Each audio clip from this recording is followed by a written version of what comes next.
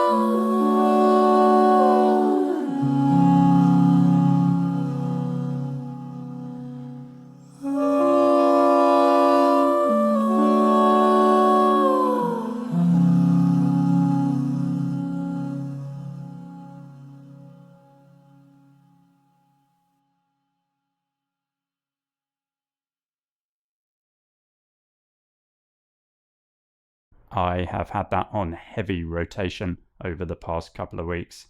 That is the title track from Irish composer Alex Dowling's 2020 album Reality Rounds, which just has some brilliantly creative blending of vocals and electronics throughout.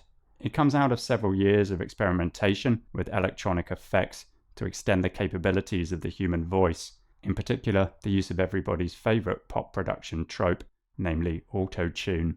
You have to wonder if Cher's producers knew the Pandora's box they were opening up when she released Believe back in '98.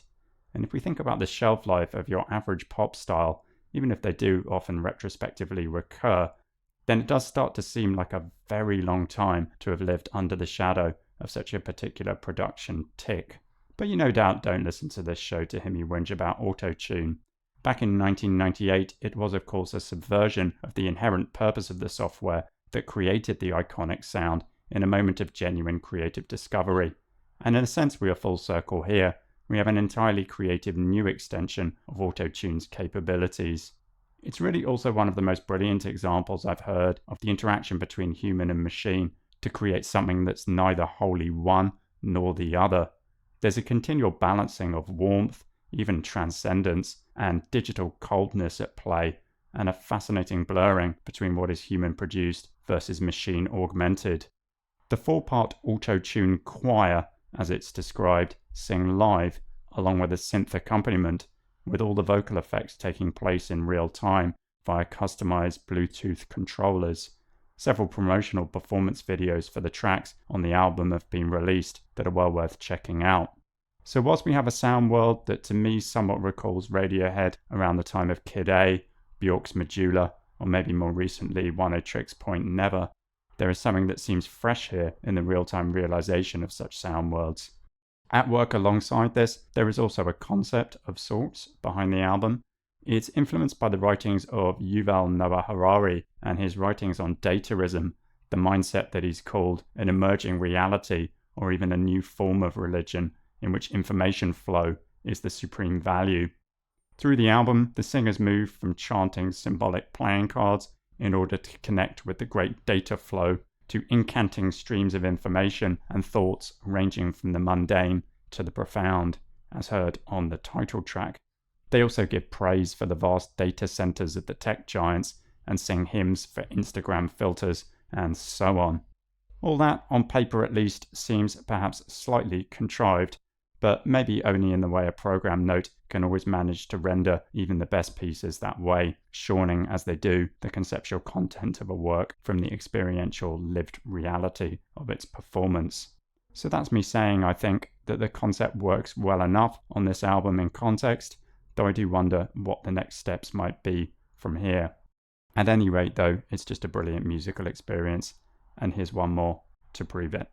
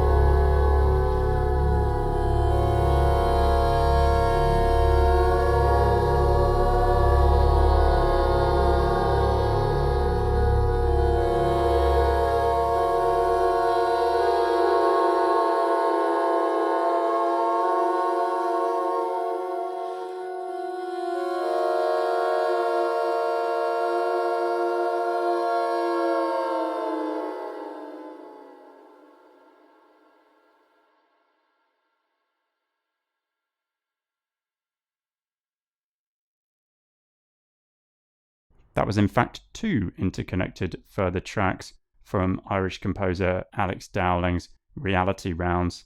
That's God Raise 1 and God Raise 2, built from 2 voices interlocking or hocketing via delayed harmonizers. Great pieces, and I'm always a big sucker for that technique. All of that was performed by Emma O'Halloran, Anika Sokolovsky, Chris Douthit, and Alex Dowling on vocals, along with Pascal Leboeuf on synth. The album, Reality Rounds, released on Carrier Records in 2020.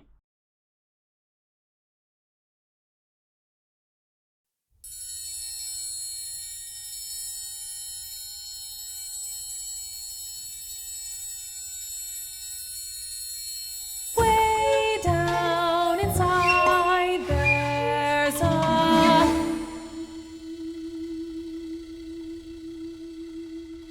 tiny and hard as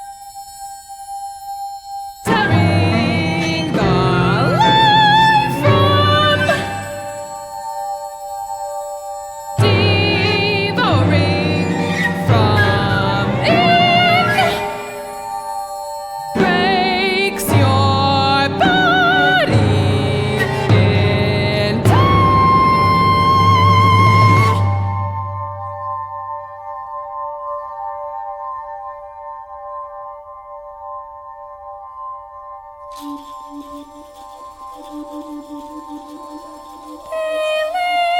me capable of push you all the way down, if just to show a living your life in the palm of my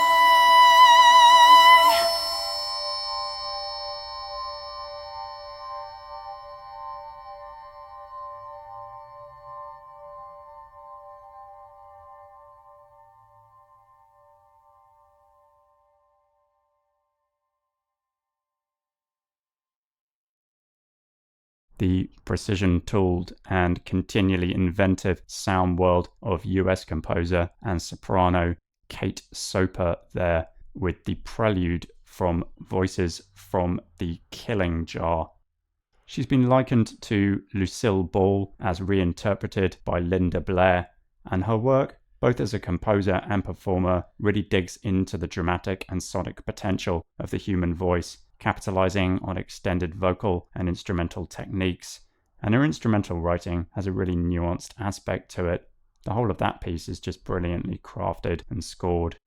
Voices from the Killing Jar is an interconnected suite of 8 movements that speaks directly to the Me Too and Never Again movements. A killing jar is a tool used by entomologists to trap butterflies and other insects without damaging their bodies. A hermetically sealable glass container lined with poison in which the specimen quickly suffocates. The movements are narrated by a series of female literary protagonists trapped in their own circumstantial killing jars, hopeless situations, inescapable fates, impossible fantasies, and each occupying their own highly distinctive sound world. So we get Henry James's Isabel Archer, Emma Bovary, Lady Macduff, the French revolutionary diarist Lucille Desmoulins, and in the movement you just heard there, Mai Kazuhara from Murakami's The Wind-Up Bird Chronicle, in which Mai speculates on the true nature of the force underlying human existence, describing how it influences her to commit acts of violence and cruelty. Dramatically, and considering its relatively wide degree of exposure sonically, the whole piece is provocative, but then surely that is the point. But the piece and the characters within it seem perhaps not so much to be lashing out at the patriarchy as narratively exploring the forces of oppression and repression that forge the situations they find themselves in. That was performed by the Wet Ink Ensemble. They are Eric Lesnar, flutes, Alex Minsek, clarinet and sax, Kate Soper, vocals, clarinet, piano, percussion, Eric Vubbles, piano, recorder, Ian Antonio, vocals and percussion, Joshua Modney, violin, trumpet, and Sam Pluter, live electronics and vocals. And it's taken from the album of the same name, Voices from the Killing Jar, that was released on Carrier Records in 2014.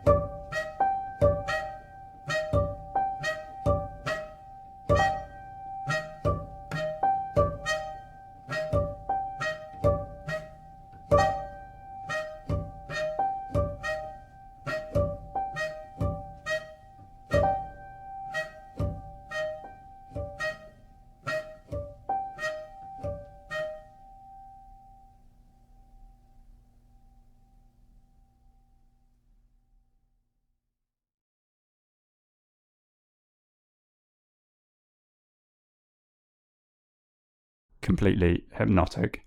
That is the first half, maybe a bit more, of Sarah Henney's Spectral Malconsities, written in 2018.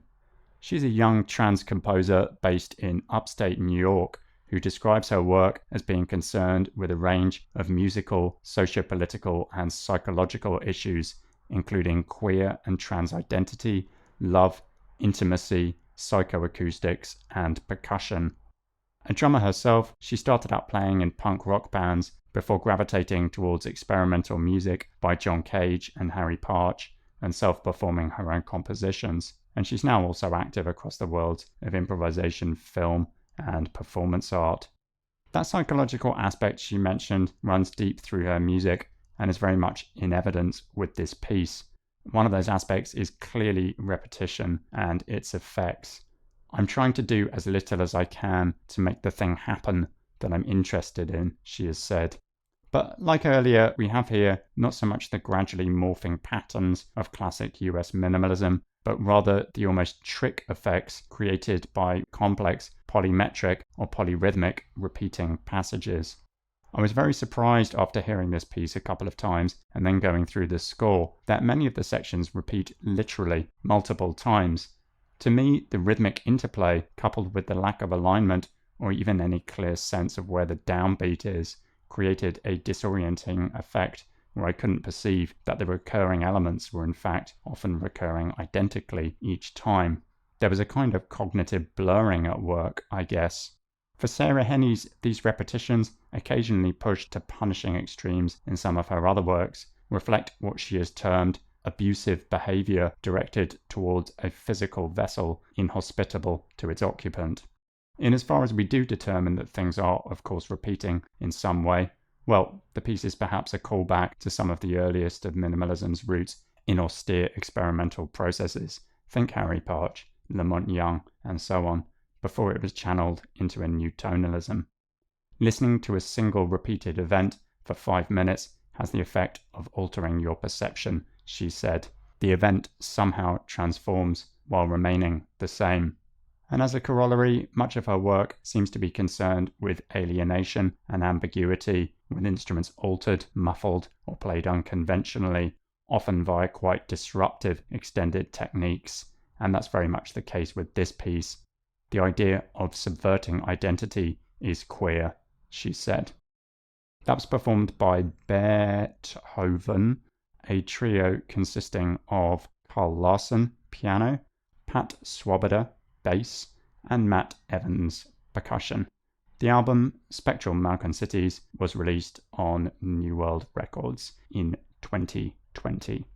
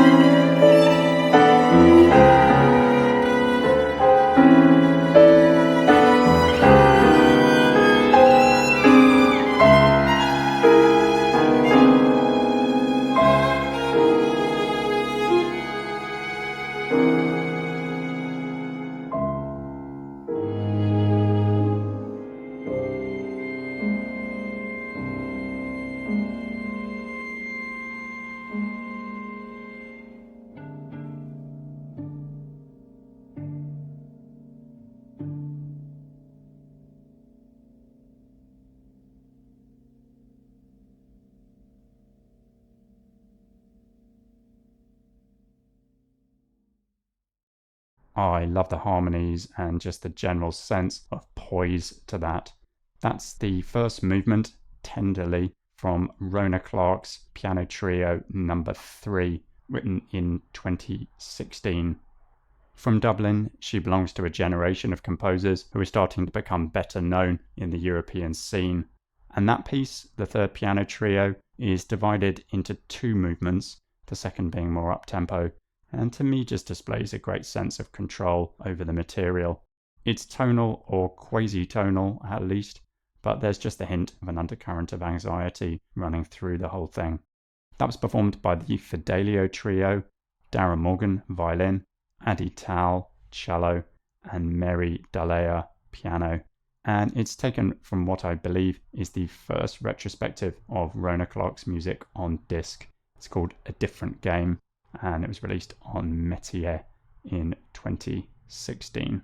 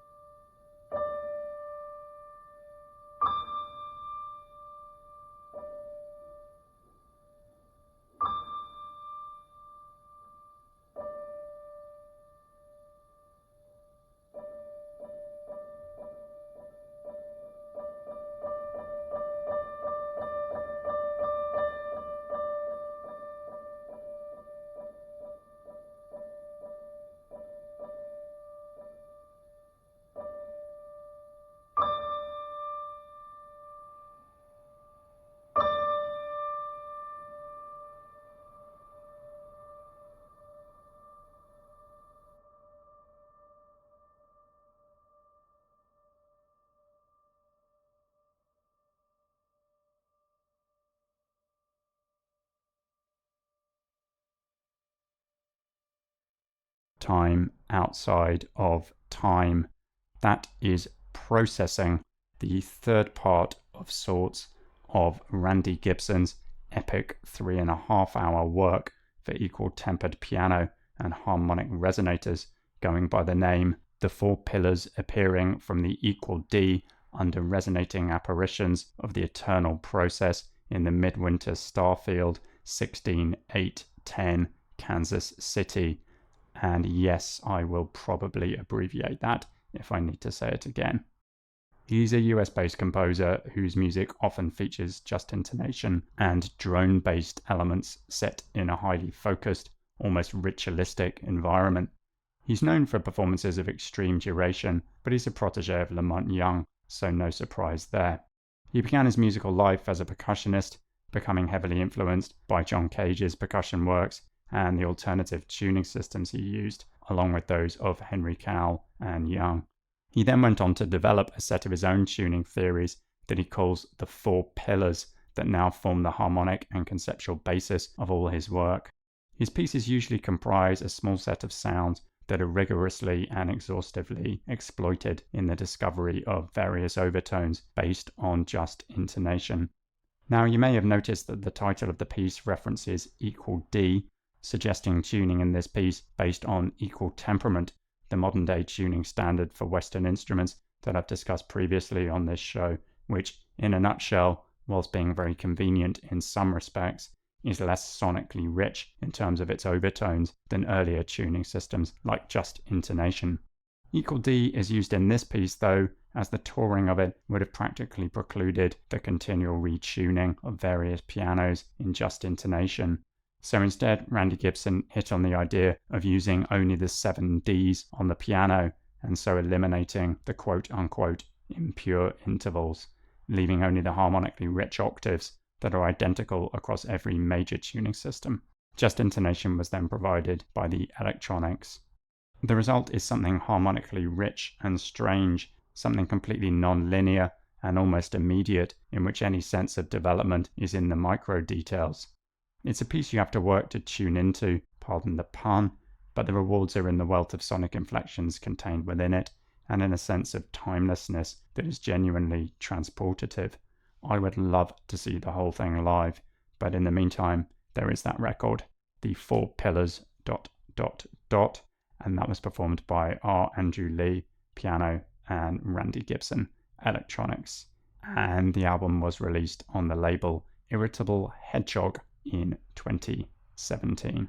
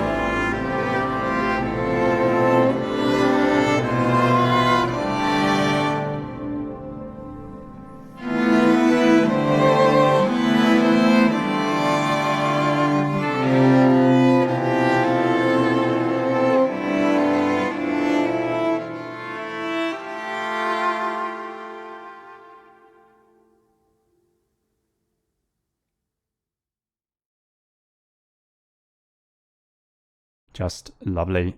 That's the second movement, A Heart Full of Your Thoughts, from Linda Buckley's O Iata Mare, or From Ocean's Floor, written in 2015. From the lovely Kinsale, County Cork, she studied in both Cork and Dublin and has gone on to become one of the most prominent of a younger generation of Irish composers. And this piece, setting 4 ancient Gaelic poems about love and loss, is sung by Seanos singer Iarla Ó Leonard from the US Irish folk group The Gloaming.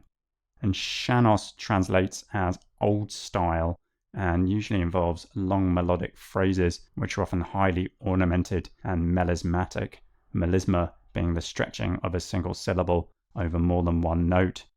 That style, which Linda Buckley grew up with, is here combined with string quartet and electronics and reflects, I think, both her roots and her modernity. The result is a sonic and aesthetic world that suggests the gravitas of slow-moving natural processes shot through with not a little bit of melancholy and lament. Pastoral, almost filmic, and if you like the sound of that, then I do recommend the rest of her debut release, From Ocean's Floor, and that was put out on NMC in 2020. As mentioned, it was performed by Iarla Ó Leonard on voice, accompanied by the Crash Ensemble, with Linda Buckley providing the electronics.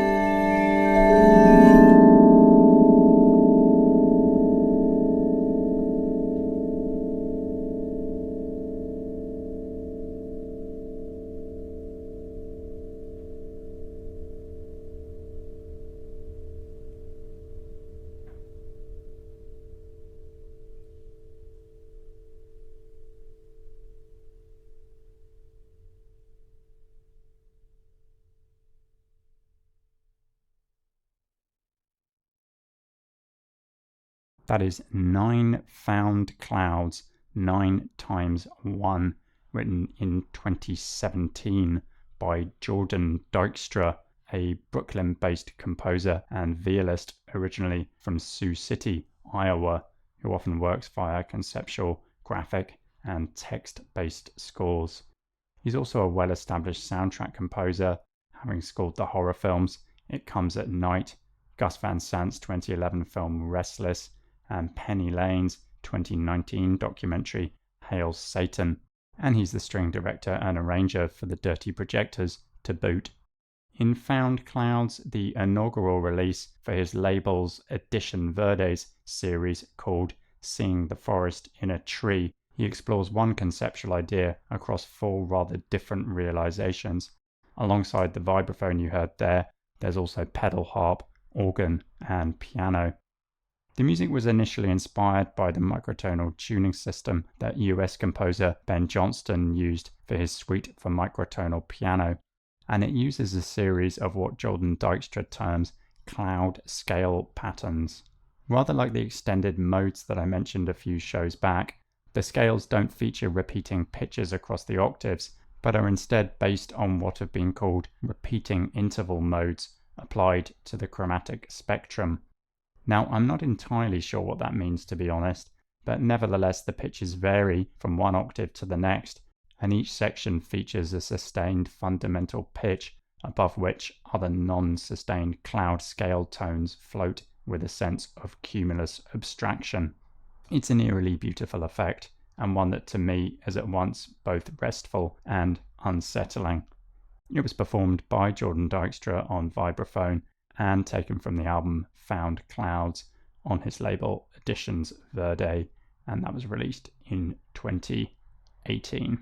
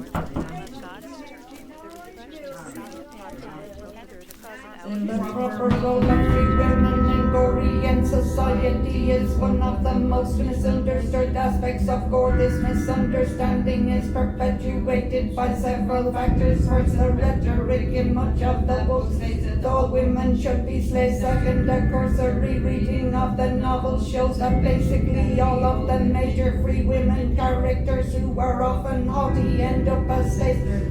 Is a more popular myth that male dominance is absolute on Gore. These three matters combine to skew one's view of free women on Gore. It is only through a deeper study of the novels do you better understand the actual complexity of the role of free women on Gore. They are far more than just potential slaves. The vast majority of the women on Gore are free women.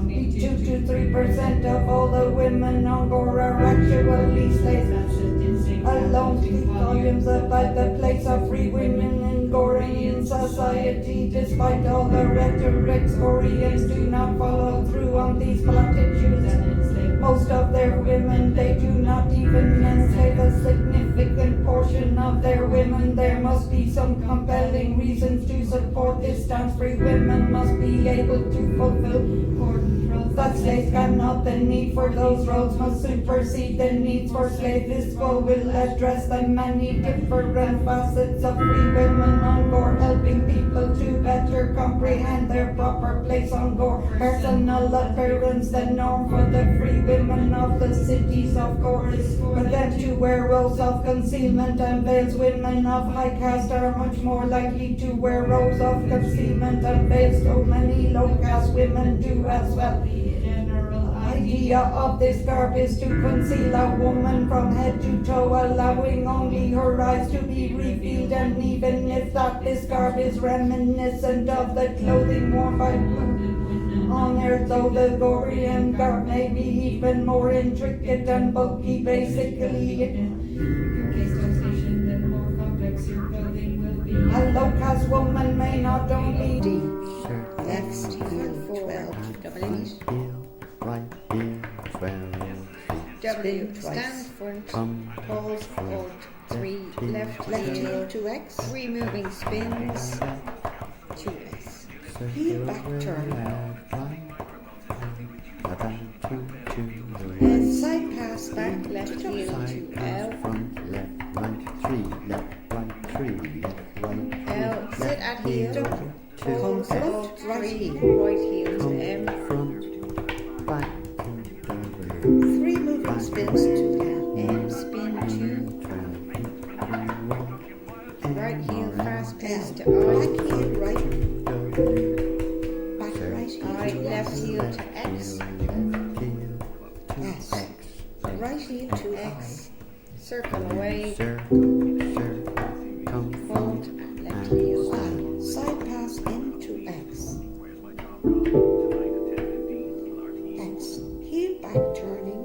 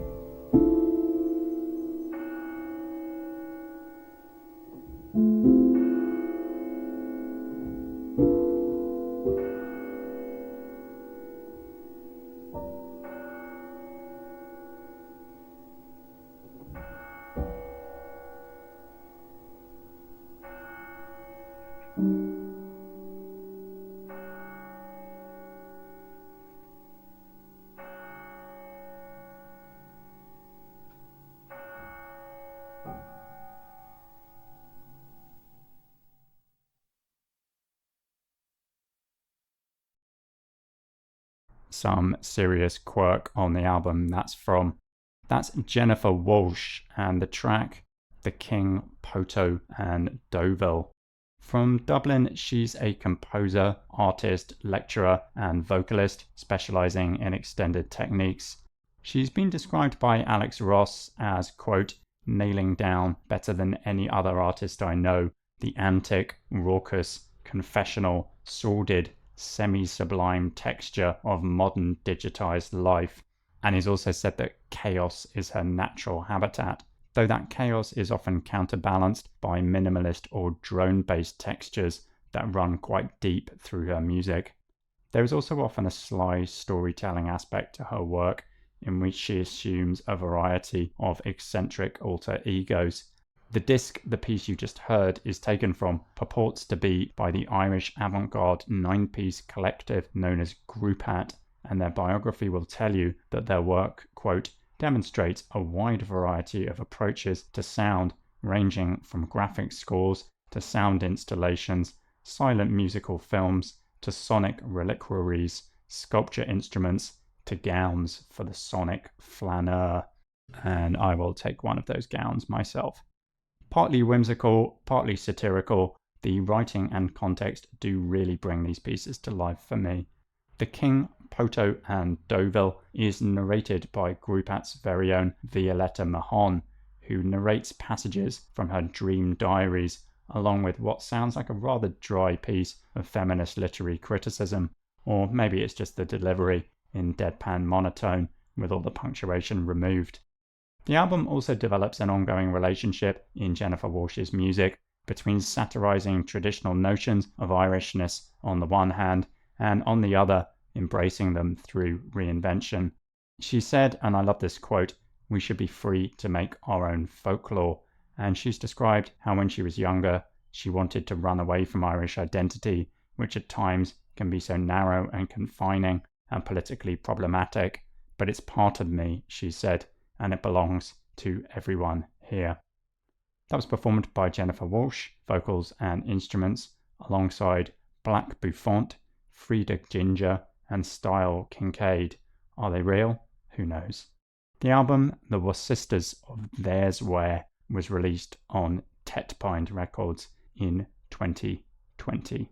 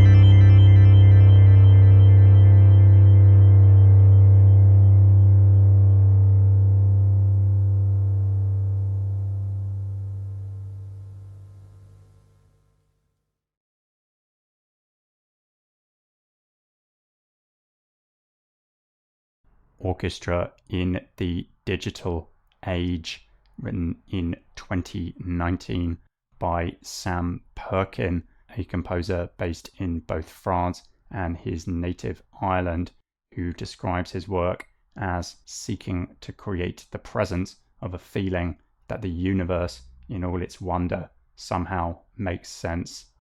And that piece, Orchestra in the Digital Age, well, as it says on the tin really, it's a very subtle blending of sine tones with acoustic instruments to create a kind of third entity, similar in idea perhaps to Alex Dowling's Reality Rounds. The effect here is quite different though, less overtly digital perhaps, more analog in feel. And I think it's his opportunity to do this with an orchestra that really makes it work for me. Those swelling textures that smear between pure acoustics and electronic noise just sounds so great on the massed elemental scale of a full orchestra. He said, "What can the orchestra be today? This piece blurs the line between what we expect an orchestra to sound like and what is possible." And he's described how this process of blurring is, quote, "an act of synchronization which makes the orchestra glow in a new light, like hearing it anew." And to me, it speaks again of the ever-advancing and complexifying relationship between our technology and ourselves. It was performed by the RTE National Symphony Orchestra, conducted by Gavin Maloney, and it really needs a record release in my view. At the moment, you can catch it on Sam Perkins' YouTube channel. And that is it for now. The Tonic will be back on Wednesday, the 16th of March at 10 a.m. GMT. As always, you can check the show's Instagram page for confirmation, _tonic_. And as always, if you feel like getting in touch, do please drop me a message via Instagram or thetonic.online. Thanks once again to Meg, to Rosie, and to everyone at Threads for hosting. I'm Luke Fraser. Thanks for listening.